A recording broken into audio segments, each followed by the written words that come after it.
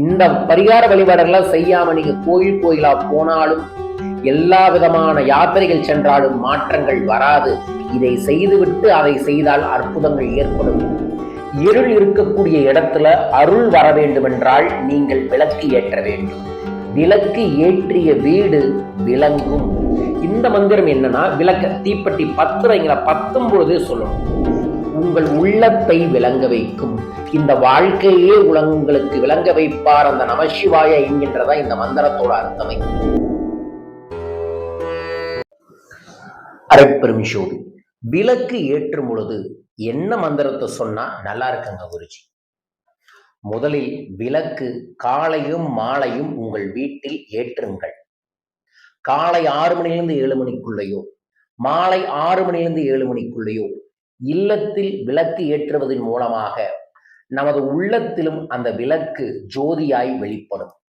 விளக்கு ஏற்றுதல் என்பது பஞ்சபூத தன்மையை ஒன்றிணையக்கூடிய ஒரு அற்புதமான ஒரு இடம். இருள் இருக்கக்கூடிய இடத்துல அருள் வர வேண்டுமென்றால் நீங்கள் விளக்கு ஏற்ற வேண்டும். விளக்கு ஏற்றிய வீடு விளங்கும். விளக்கு ஏற்றிய வீடு விளங்கும். ஆதலால் கண்டிப்பா வீட்டில் இருக்கக்கூடிய யாரோ ஒருத்தராவது ஒரு நாளைக்கு காலையும் மாலையும் இருமுறை கண்டிப்பாக விளக்கு ஏற்ற வேண்டும். எந்த ரூல்ஸ் அண்ட் ரெகுலேஷனும் போடாம இந்த விளக்கு ஏற்றுங்க. இதுவே உங்க வீட்டுக்கு விளக்கு ஏற்றுதல் அப்படின்னாவே விளக்கோட தீப ஜோதி வடிவத்துல நமக்கு தெரியுது மகாலட்சுமி. அதுல இருக்கக்கூடிய வெப்பத்துல இருக்கக்கூடியது அம்பிகை. அதுல இருக்கக்கூடிய வாயு ஆகர்ஷணத்துல இருக்கக்கூடியது சரஸ்வதி. ஸோ மகாலட்சுமி சரஸ்வதி அம்பிகையின் சுரூபமாக தான் தீபமே இருக்கு. அதற்கப்புறம் ஆதியிலிருந்தே சொன்னாங்க, ஆதியும் அந்தமும் இல்லா அருட்பெரும் ஜோதி என்று நாம் வணங்கும் சிவனை சொல்கிறார்கள். சிவனே ஜோதிர்லிங்கமாகத்தான் வெளிப்படுகிறார். அதனால் ஜோதியின் முழு வடிவம் சிவலிங்கமே. ஆதலால் ஜோதியை நீங்கள் வீட்டில் ஏற்றுவதே உங்கள் வீட்டில் செல்வ ஆகர்ஷணத்தை ஏற்படுத்தி தரும்.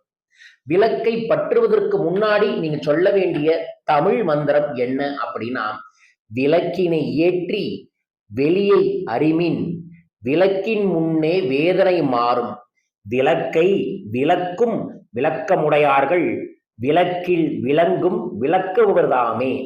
இதோட சிம்பிளான அர்த்தம் என்னன்னா, விளக்கை நீங்கள் ஏற்றினால் நீங்கள் யார் என்பது உங்களுக்கு விளங்கும். அவ்வாறு விளங்கும் பொழுது இந்த பிறப்பை நீ உணர்ந்து எல்லாமே அந்த பிரபஞ்சத்தின் ரகசியம் என்று உணர்ந்து கொள்வாய் என்று அர்த்தம். இந்த மந்திரத்தை விளக்கு ஏற்றுவதற்கு முன்னாடி மனதார ஒரு முறை சொல்ல வேண்டும். சொல்லிய பிறகு விளக்கை ஏற்றும் பொழுது சொல்ல வேண்டிய மந்திரம் அருட்பெரும் ஜோதி அருட்பெரும் ஜோதி தனிப்பெரும் கருணை அருட்பெரும் ஜோதி. இந்த மந்திரம் என்னன்னா, விளக்க தீப்பெட்டி பத்துறீங்களா, பத்தும் பொழுதே சொல்லணும்.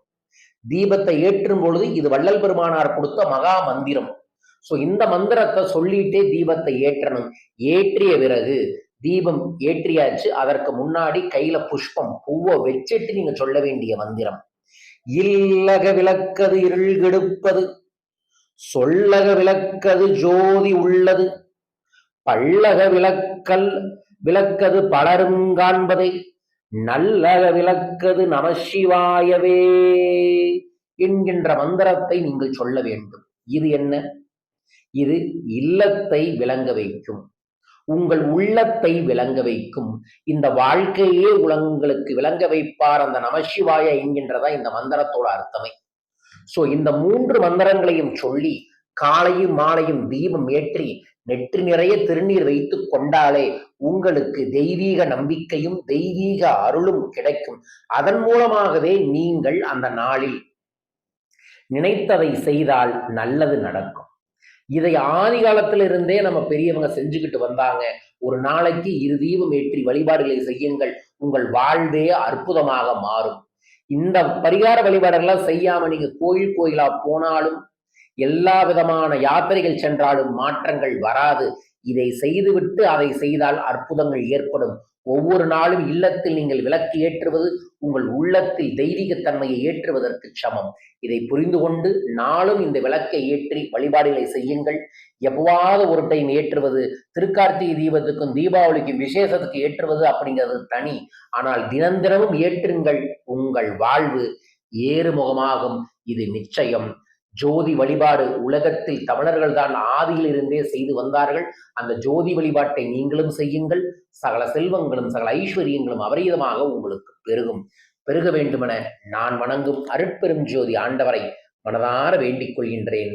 வாழ்க வையகம், வாழ்க பணமுடன்.